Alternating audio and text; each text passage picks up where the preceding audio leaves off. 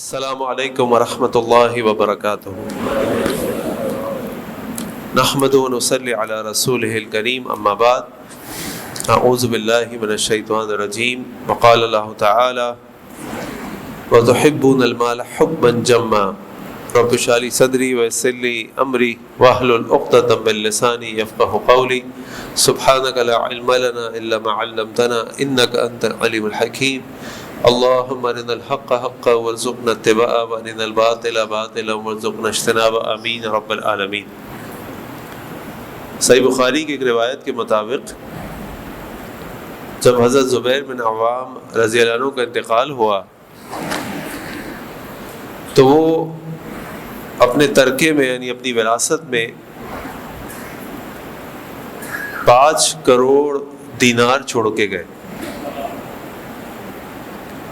جب ہجرت کر کے مدینہ آئے تو ان کے پاس کچھ بھی نہیں تھا، اور جب ان کا انتقال ہوا تو ان کے پاس 5 کروڑ کا اثاثہ تھا، جن میں سے ان کے 11 گھر مدینہ کے اندر تھے، 4 گھر مدینہ کے باہر تھے، اور اس کے علاوہ 2 بڑے بڑے ان کے پاس اوپن پلاٹ تھے۔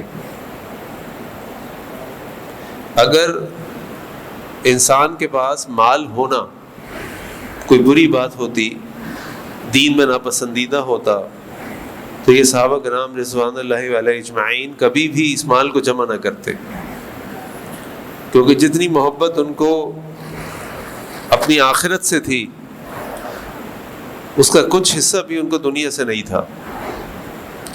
اس سے پتہ چلا کہ مال ہونا، مال رکھنا، مال کمانا برا نہیں ہے، لیکن اس مال کے بارے میں یہ سمجھنا ضروری ہے کہ یہ مال ایک 2 دھاری تلوار ہے۔ یہ اللہ تعالیٰ کی طرف سے ایک رحمت و نعمت بھی ہے، اور یہ اللہ تعالیٰ کی طرف سے انسان کے لیے ایک بہت بڑی آزمائش اور فتنہ بھی ہے۔ یہ مال اللہ تعالیٰ کی طرف سے نعمت ہے۔ اللہ تعالیٰ کے بارے میں اللہ کے نبی صلی اللہ علیہ وسلم فرمایا کہ ان اللہ یحب اثر نعمتہ علی عبدہ، اللہ تعالیٰ اس بات کو پسند کرتے ہیں کہ اللہ تعالیٰ نے اپنے بندے کو پر جو نعمتیں نازل کی ہوں اس نعمت کا اثر اس کی شخصیت پر نظر آئے۔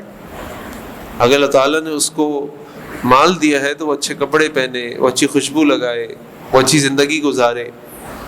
اگر اللہ نے اس کو مال دیا ہے، ایسا نہ ہو کہ اللہ نے اس کو مال تو دیا ہوا ہو لیکن وہ پھٹے پرانے کپڑے پہنتا رہے، اس کے استعمال کی چیزیں انتہائی بوسیدہ اور بری حالت میں ہو۔ اللہ تعالیٰ اس بات کو پسند کرتے ہیں کہ اس کے پاس اگر نعمت ہے تو اس نعمت کا اثر اس کی زندگی میں نظر آئے۔ اس کا معنی یہ نہیں ہے کہ وہ دکھائے لوگوں کو کہ اس کے پاس کتنا مال ہے، لیکن جب وہ پہنے، جب وہ اوڑھے، جب وہ چلے، جب وہ پھرے، تو اس کو اللہ تعالیٰ نے جو نعمت اور رحمت دی ہو مال کی صورت میں تو وہ اس کے پاس نظر آئے۔ اسی طرح اللہ کے نبی صلی اللہ علیہ وسلم نے فرمایا 2 لوگوں پر رشک کرنا جائز ہے، 2 قسم کے لوگوں پر رشک کرنا جائز ہے۔ ایک وہ شخص ہے جس کو اللہ تعالیٰ نے علم دیا اور اس علم کو وہ لوگوں کو دیتا ہے، سکھاتا ہے۔ کاش ہمارے پاس بھی علم ہوتا، کاش ہم بھی عالم ہوتے، کتنے اجر و ثواب کی بات ہے۔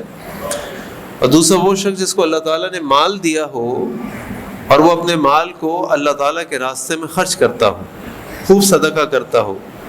تو یہ حرص انسان کے اندر ہونی چاہیے کہ ایسی 2 نعمتیں اور ایسی 2 صلاحیتیں اور ایسی 2 کوالٹیز ہمارے اندر آ جائیں۔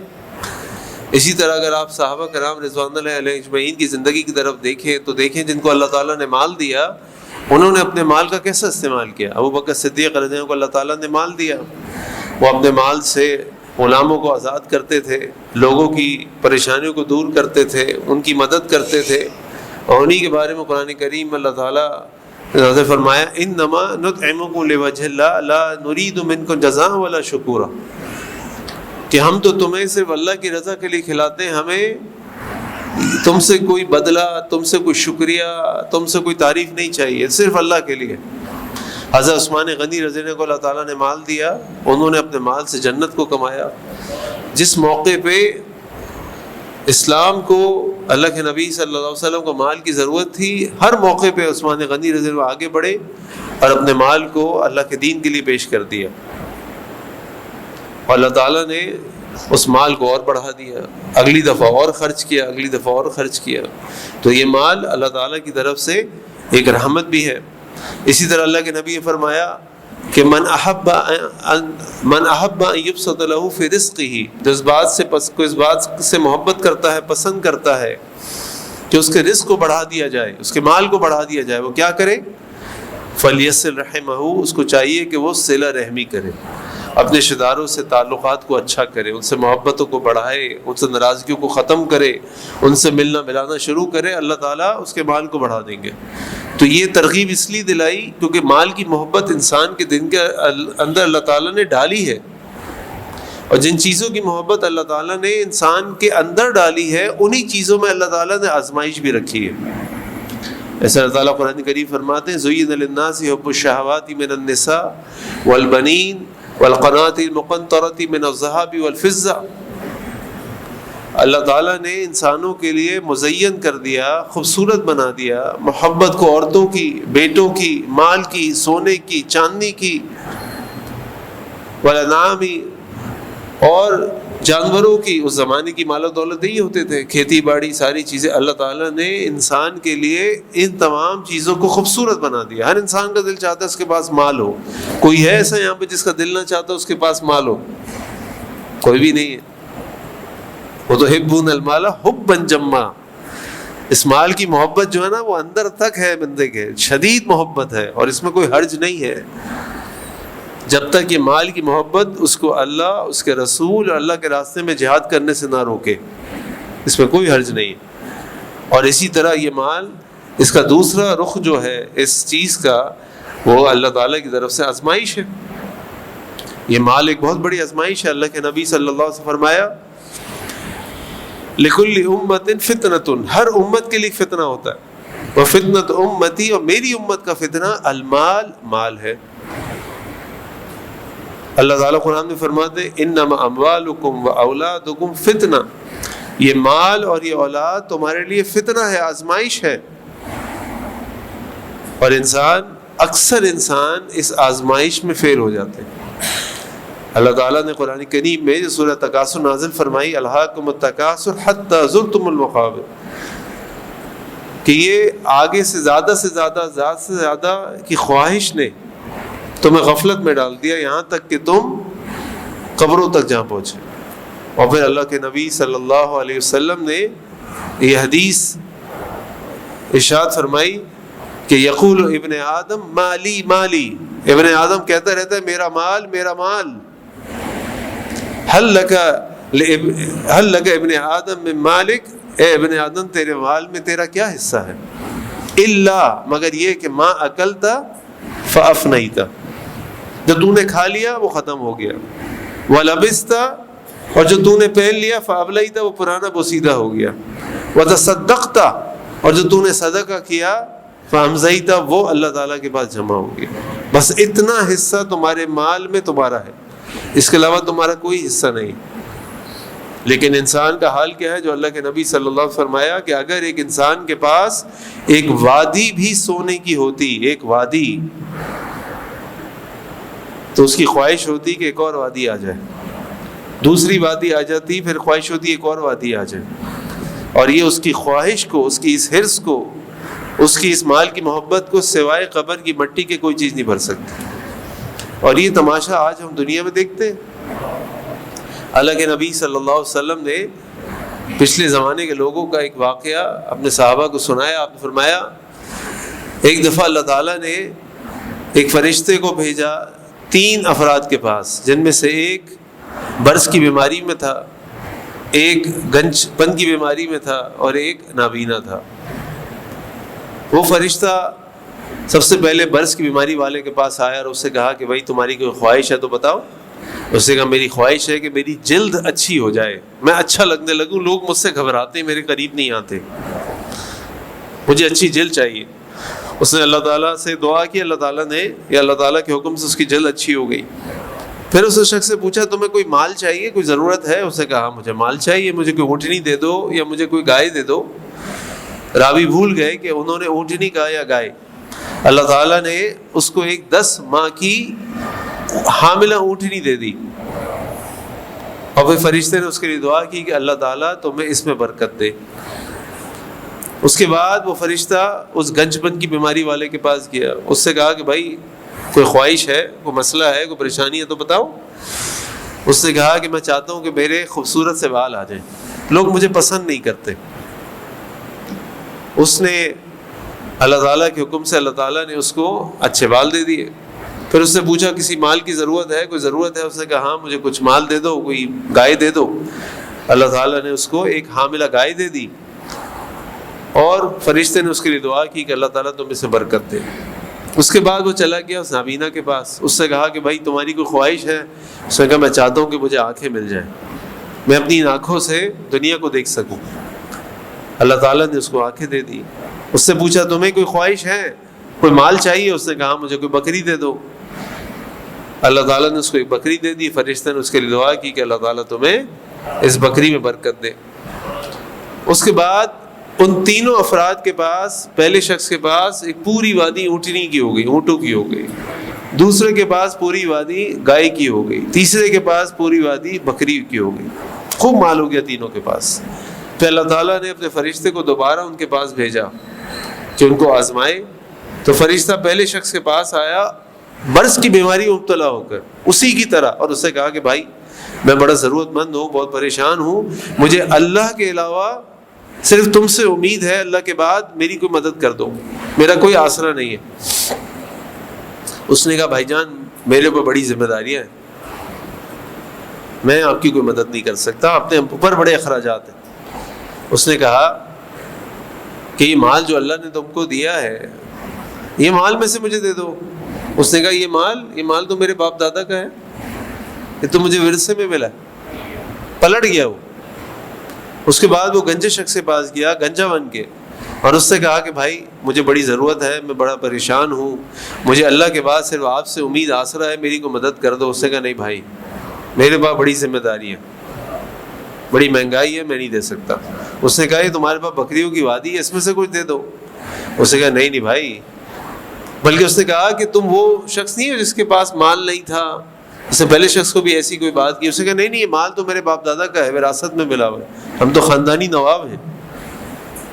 اور اس نے بھی انکار کر دیا۔ پھر وہ نابینا شخص کے پاس گیا، اور نابینا سے کہا جا کر کہ اس طرح کہ میں تمہارے پاس آیا ہوں، بڑا ضرورت مند ہوں، میرے پاس کوئی آسرا نہیں ہے، اللہ کے بعد مجھے تم سے امید ہے، میری کوئی مدد کر دو۔ اس نے کہا کہ کیوں نہیں میرے بھائی، یہ بکریوں کی وادی ہے، جو تمہیں بکریاں چاہیے، جتنی تمہیں ضرورت ہے تم لے لو۔ فرشتے نے اس سے کہا کہ تمہارے دو ساتھیوں کے پاس میں گیا، اللہ نے ان کی آزمائش کی، وہ فیل ہو گئے اور تم کامیاب ہو گئے۔ یہ مال جب ہمارے پاس آتا ہے نا، ہم سب باتیں بھول جاتے ہیں کہ ایک زمانے میں ہمیں بھی ضرورت تھی، کبھی ہم بھی اسی طرح بھاگ دوڑ محنت کرتے تھے، اور سب سے بڑھ کے بات کہ یہ مال ہم میں سے کوئی اپنے ساتھ اس دنیا میں لے کر نہیں آیا، یا تو اللہ تعالیٰ نے ہمیں اپنے روزگار سے، اپنے کاروبار سے دے دیا، یا اللہ تعالیٰ نے ہمیں ایسے گھر میں پیدا کر دیا کہ ہمیں وراثت میں مل گیا، لیکن ہماری اپنی اس میں کوئی کمال نہیں ہے کہ یہ ہم اپنے ساتھ لے کر آئے۔ اور مزے کی بات یہ ہے کہ ہم میں سے کوئی اپنے ساتھ لے کر بھی نہیں جائے گا، یہ مال ہمارا ہے ہی نہیں، یہ مال ہی دوسروں کا ہے، یہ مال ہی دوسروں کا ہے۔ اللہ کے نبی صلی اللہ علیہ وسلم نے ایک موقع پہ اپنے صحابہ سے پوچھا ایکم مال وارثیہ احب الیہ من مالہ، تم میں سے کون ہے جس کو اپنے مال سے زیادہ اپنے وارثین کے مال سے محبت ہے؟ صحابہ نے جب یہ سنا تو کہنے لگے ما منا یا رسول اللہ صلی اللہ علیہ وسلم، ما منا احد، ہم میں سے کوئی ایسا نہیں ہے، الا احب الیہ مالہ من مالہ، جس کو اپنے مال سے زیادہ کسی کے مال سے محبت ہو۔ تو آپ نے فرمایا صلی اللہ علیہ وسلم کہ تمہارا مال تو وہ ہے، ان مالہ ما قدم، تمہارا مال وہ ہے جو تم چھوڑ آئے ہو، جو تم نے پہنچا دیا اللہ کے پاس، جو تم نے خرچ کر دیا۔ ومال وارثیہ، اور تمہارے وارثین کا مال وہ ہے، ما اخر، جو تم چھوڑ کے جاؤ گے۔ تو آج اگر میرے پاس کوئی مال ہے جو میں چھوڑ کے جاؤں گا، وہ میرا نہیں ہے، وہ میرے آنے والوں کا مال ہے، لیکن اپنے آنے والوں کے مال کے لیے میں آج اپنی زندگی برباد کرنے کو تیار ہوں، اپنی آخرت کے سودے کرنے کو تیار ہوں، اپنے بھائیوں کو لوٹنے کو، ان کی وراثت کے مال کھانے کو تیار ہوں، اپنے رشتہ داروں کے ساتھ قطع رحمی کرنے کو تیار ہوں۔ اور اکثر ایسے معاملات، واقعات آتے ہیں، ابھی میرے سامنے ایک واقعہ آیا ہوا ہے، تو کئی بھائی ہیں، باپ نے بہت مال کمایا، بڑی پراپرٹیز بنائی، سب کچھ کیا. اب ظاہری سی بات ہے جب ماں باپ مال بناتے ہیں تو وہ کوئی پراپرٹی کسی بچے کے نام کر دیتے ہیں، کوئی کسی کے نام کر دیتے ہیں، کسی کے نام کر دیتے ہیں. اصل بات یہ ہوتی ہے کہ یہ ان کا مال ہے جو سب میں تقسیم ہوگا. اب جناب ایک بہت بڑی پراپرٹی ہے جو سب سے بڑی پراپرٹی ہے، وہ اٹکی ہوئی ہے صرف اس لیے کہ فلاں پراپرٹی فلاں کے نام ہے، فلاں پراپرٹی فلاں کے نام ہے. جب آپ کا انتقال ہوا، آپس میں بٹوارا ہوا، طے ہوا کہ یہ اس میں تم 2 بھائی، اس میں 1 بھائی، اس میں 3 بھائی، اس میں 4 بھائی، یہ سب کا، تو سب کو دلا دیا، 2 بھائی اٹک گئے. اب ایک کہتا ہے کہ وہ کرو گے تو میں تمہارے نام کروں گا، جبکہ وہ مانتا ہے کہ اس میں آدھا حصہ تمہارا ہے، لیکن میں تمہارے نام نہیں کروں گا جب تک تم وہ نہیں کرو گے. اب دونوں بھائی پاؤں لٹکا کے بیٹھے ہوئے قبر میں. اب ان کے بچے لڑ رہے ہیں، لیکن کسی کو یہ سمجھ نہیں آ رہا کہ بھائی ہم ایک ماں باپ کی اولاد ہیں. اگر آج میں اپنے بھائی کے لیے کچھ چھوڑ دوں گا تو میرا کیا جائے گا؟ یہ میرا بھائی ہے، یہ میرا چھوٹا بھائی ہے، یہ میرا بڑا بھائی ہے، کیا فرق پڑ جائے گا مجھ کو؟ ایسا نہیں ہے کہ دونوں کو فاقے پڑے ہوں، کچھ بھی نہیں، الحمدللہ خوب مال ہے، اللہ کا بڑا شکر. لیکن بس ضد ہے کہ جب تک یہ نہیں کرو گے میں یہ نہیں کروں گا، بس میں نہیں کروں گا، میں ایسے نہیں کروں گا. اور حال یہ ہے کہ ایک گھر میں رہتے ہیں تو ایک دوسرے کو پانی استعمال کرنے نہیں دیتے، ایک دوسرے کو چھت استعمال نہیں کرنے دیتے. یہ بھائی ہیں، ایک ماں باپ کی اولاد ہیں. آج یہ ماں باپ زندہ ہوتے، ان کے سامنے یہ کر رہے ہوتے تو کیا ہوتا ان ماں باپ کا، کیا دل پہ گزرتی. ان کو یہ شرم، یہ حیا، یہ ایک دوسرے کا خیال نہیں ہے کہ آج جو میں اپنے بھائی کے ساتھ کر رہا ہوں، میرے بچے دیکھ رہے ہیں کہ میں اپنے بھائی کے ساتھ کیا کر رہا ہوں. کل جب ان کا کبھی وقت آیا ایسا تو یہ ایک دوسرے کے ساتھ کیا کریں گے، ان کی کیا ٹریننگ ہو رہی ہے. ہم سمجھ رہے ہیں کہ یہ ایسی ہے، یہ میرے بچے تو بڑے اچھے رہیں گے چاہے میں کیسا بھی ہو جاؤں. ایسا نہیں ہوگا. یہ مکافات عمل ہے یہ دنیا. آج اگر میرے بچے دیکھیں گے میں نے اپنے بھائی کے لیے کچھ چھوڑ دیا، میں اپنے بھائی کے آگے خاموش ہو گیا، تو کل جب میرے گھر میں یہ معاملہ ہوگا تو میرے بچے بھی ایک دوسرے کے ساتھ احترام کرتے ہوئے کر لیں گے. اور اگر انہوں نے بھی یہ نہیں کیا تو ان کی نسلیں برباد ہو جائیں گی، وہ بھی یہی کریں گے. اور یہ واقعات ہم دنیا میں دیکھتے ہیں. تو یاد رکھیں کہ یہ مال ہمارا نہیں ہے، یہ مال تو ہمارے وارثین کا ہے. یہ مال ہمارے ساتھ نہیں جائے گا، ہمارے ساتھ ہمارے معاملات جائیں گے، ہمارے ساتھ ہمارے اعمال جائیں گے، ہمارے ساتھ ہماری نیکیاں جائیں گی، ہمارے ساتھ لوگوں کے ہمارے بارے میں جو تاثرات ہوں گے اس دنیا سے جانے کے بعد وہ جائیں گے، اور لوگوں کی دعائیں ہمارے لیے ہوں گی تو ہم آخرت میں کامیاب ہوں گے. اگر یہ چیزیں نہیں ہوں گی یہ مال ہمیں آخرت میں کوئی نجات نہیں دے گا. یہ کسی قبر میں اس کے ساتھ نہیں جاتا، کسی قبر میں نہیں جاتا. تو اپنی زندگی کو، اپنی دنیا کو ابھی بنائیں. اور یہ میرا مال چھوڑ دیں. اس مال میں ہمارا کچھ نہیں ہے سوائے اس کے جو ہم نے کھا لیا، سوائے اس کے جو ہم نے پہن لیا، یا سوائے اس کے جو ہم نے اللہ کے راستے میں صدقہ کر دیا. باقی کچھ نہیں ہے ہمارا، کچھ نہیں ہے ہمارا. اللہ سے دعا کریں. اور اللہ کے نبی صلی اللہ علیہ وسلم دعا کرتے تھے، اللہم انی اعوذ بک من فتنۃ المال. اللہ مجھے مال کے فتنے سے بچا لے، اللہ مجھے مال کے فتنے سے بچا لے. اور ترمذی کی ایک روایت، اس میں میں اپنی بات ختم کرتا ہوں، کہ اللہ کے نبی فرمائے صلی اللہ علیہ وسلم، لیس الغنی عن کثرۃ الارض. غنا، مالدار ہونا یہ نہیں ہے تمہارے پاس بہت ساری زمین ہے، ولکن الغنی، لیکن غنا اور مالداری یہ ہے کہ غنی القلب، تمہارا دل غنی ہو، تم دل میں مالدار ہو. تمہاری جیب میں 10 روپے رکھے ہوں، کوئی ضرورت مند آئے تو وہ 10 روپے بھی تمہارے اندر اتنی ہمت اور طاقت ہو اور اتنی اللہ سے محبت ہو، وہ 10 روپے نکال کے بھی اس کو دے دو کہ اللہ میرا پیٹ بھر دے گا. یہ ہے غنا، یہ ہے مال، یہ ہے مال کا فائدہ. تو اپنے آپ کو اس مال کے فتنے سے بچائیں. کہیں اللہ نہ کرے ہمارے اپنے ایسے کوئی معاملات ہوں، ہمارے رشتہ داروں کے معاملات ہوں تو ان کو نمٹائیں، یہی نمٹا لیں. کل یہ مال ہمارے کسی کام نہیں آئے گا، بلکہ ہماری اور ہماری اولاد کے لیے فتنہ بن جائے گا. اللہ تعالیٰ سے دعا ہے کہ اللہ تعالیٰ ہمیں مال کے فتنے سے بچائے، اور اللہ تعالیٰ ہمیں دنیا کے معاملات دنیا میں بھی اچھے طریقے سے حل کر کے جانے کی توفیق عطا فرمائے۔ سبحانک اللہم بحمدک اشہد ان لا الہ الا انت استغفرک واتوب الیک۔ السلام علیکم ورحمۃ اللہ وبرکاتہ۔